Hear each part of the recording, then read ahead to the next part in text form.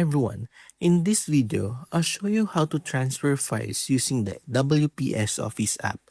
Whether you want to send documents to another phone, share files with a computer, or transfer them to someone else, WPS Office makes the process quick and easy.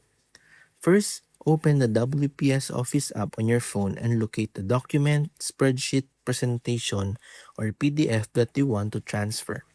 Next, tap and hold the file or open it. Then tap the share icon in the top corner of the screen. You'll now see several sharing options depending on your device and app version. Choose how you want to transfer the file. You can send it through messaging apps, email, Bluetooth, or other compatible sharing services available on your phone.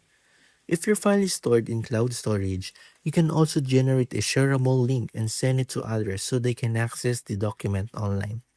Select the recipient or app you want to use, then confirm the transfer. Wait for the file to finish sending before closing the app.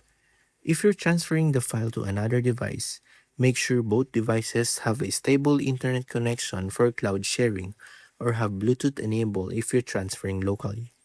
And that's it. That's how you can transfer files using the WPS Office app. If this video helped you, don't forget to like, subscribe, and I'll see you in the next one.